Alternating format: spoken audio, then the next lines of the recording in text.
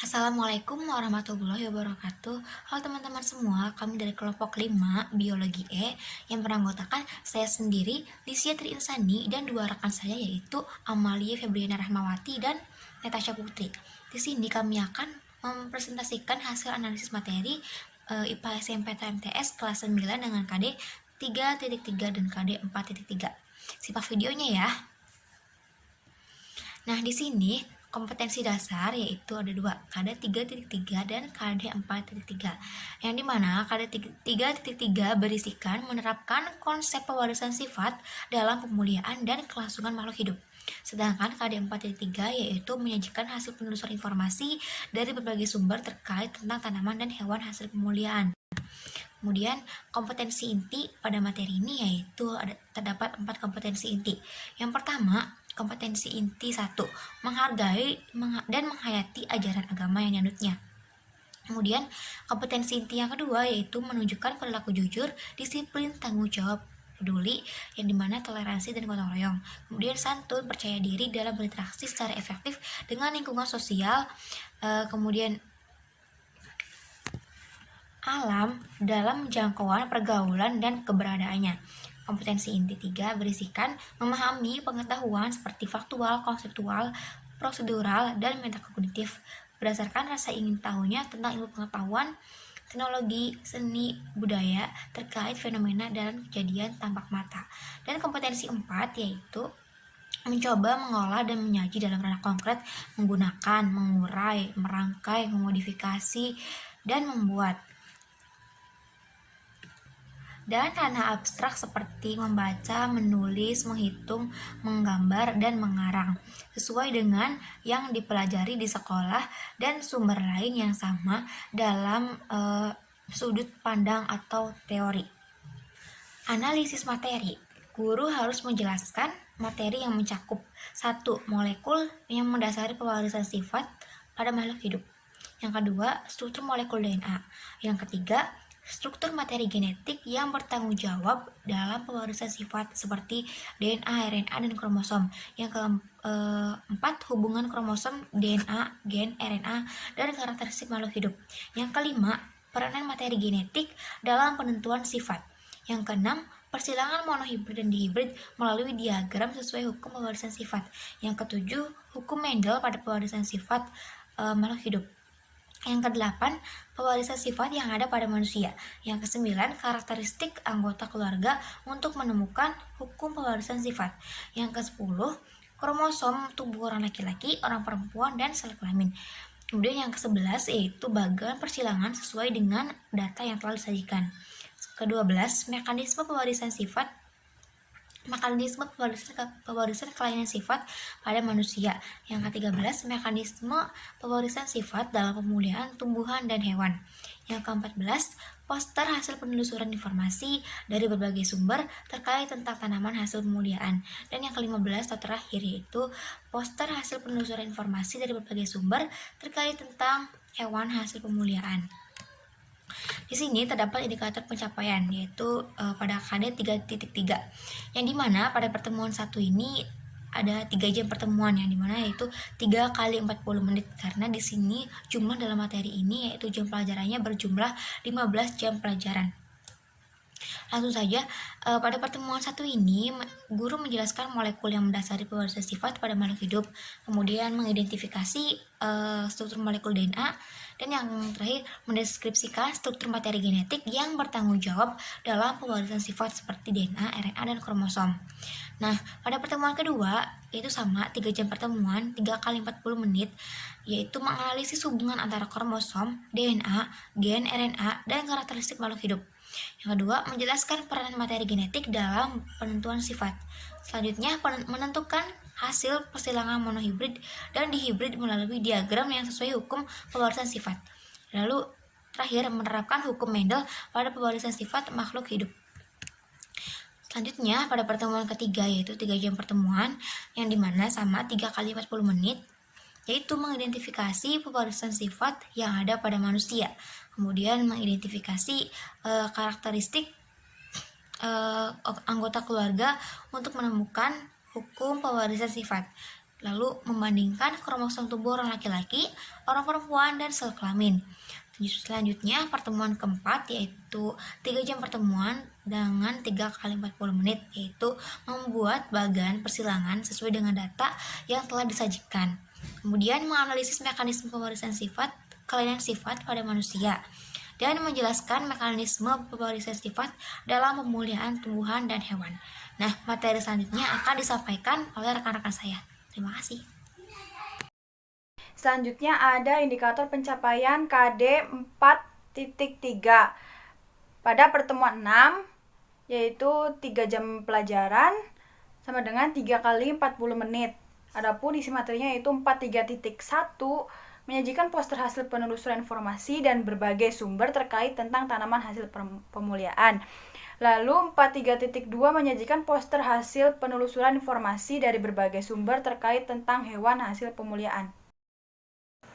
Pendekatan yang digunakan yaitu menggunakan pendekatan saintifik, menggunakan kaidah-kaidah keilmuan yang memuat serangkaian aktivitas pengumpulan data melalui observasi, menanya, eksperimen, mengolah informasi atau data, kemudian mengkomunikasikan. Pendekatan saintifik cukup cocok dalam pewarisan sifat ini karena dapat mengaktifkan seluruh peserta didik dalam proses pembelajaran serta mampu meningkatkan motivasi yang besar dan memberikan dampak positif bagi penguasaan kompetensi peserta didik yang inovatif dan kreatif.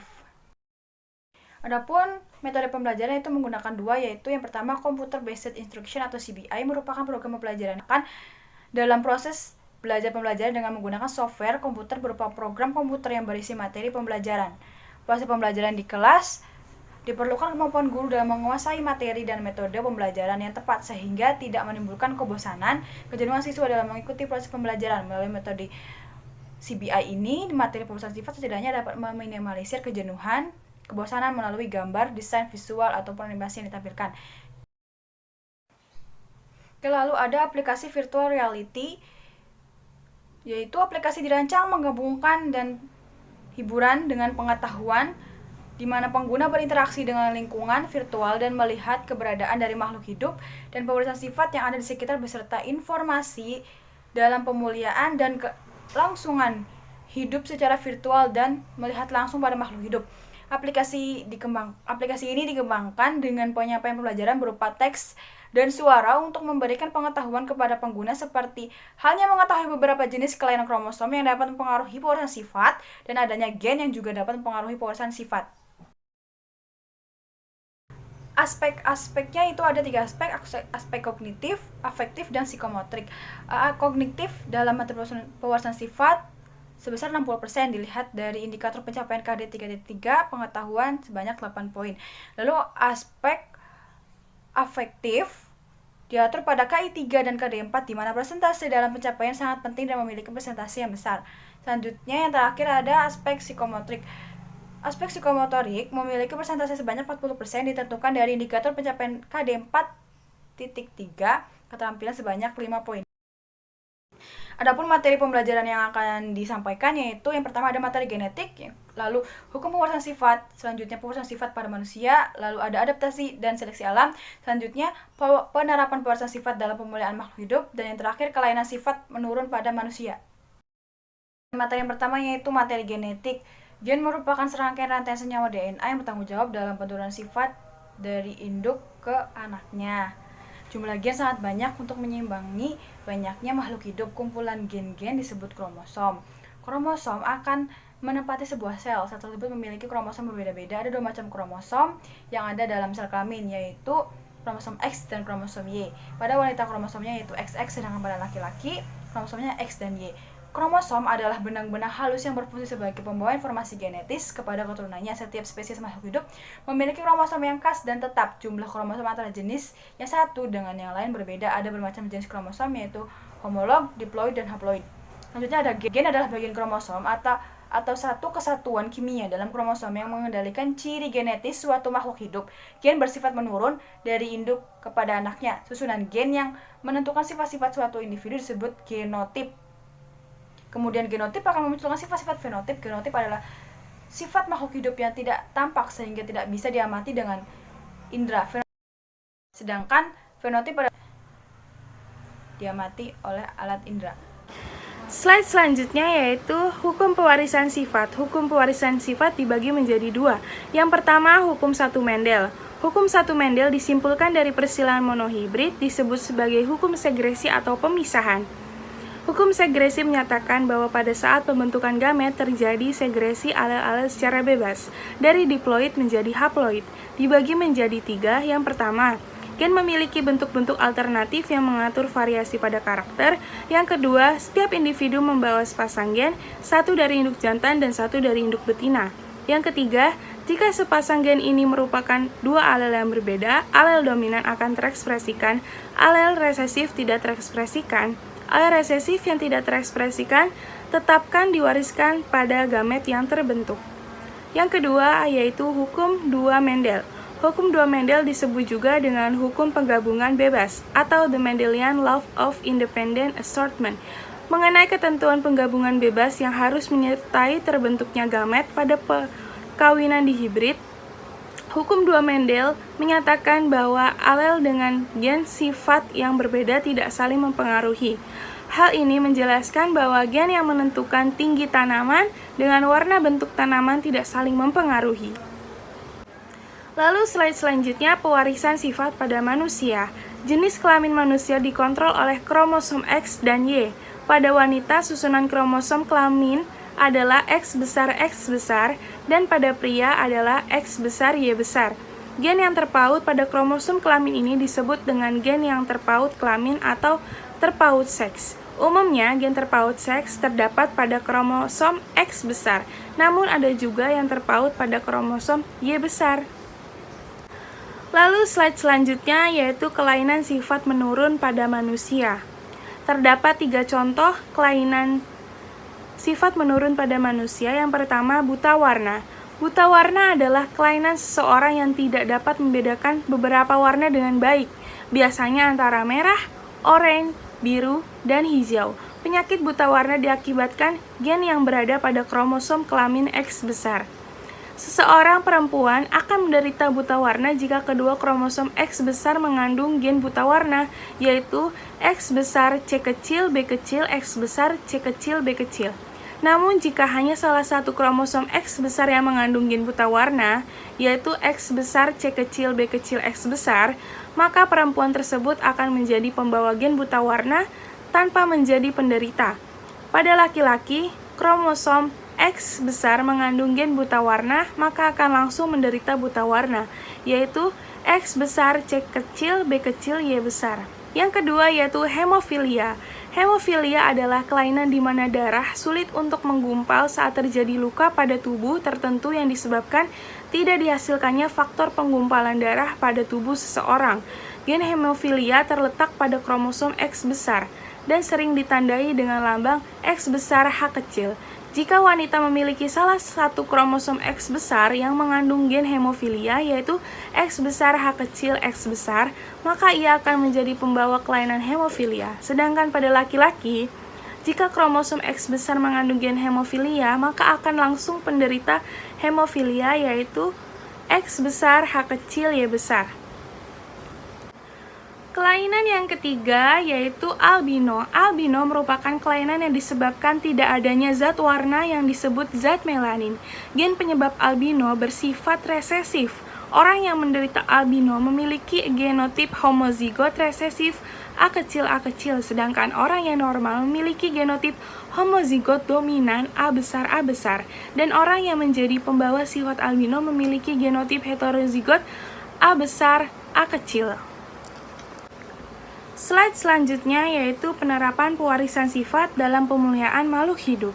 Pemuliaan tanaman merupakan usaha yang dilakukan untuk memperoleh bibit-bibit unggul secara genetik baik dengan cara menyeleksi sehingga kita akan memperoleh tanaman atau hewan ternak yang lebih unggul. Ada beberapa cara yang biasa kita lakukan untuk memperoleh bibit unggul. Yang pertama, hibridasi adalah serangkaian proses penggabungan orbital dari satu atom dikombinasikan dengan atom lain.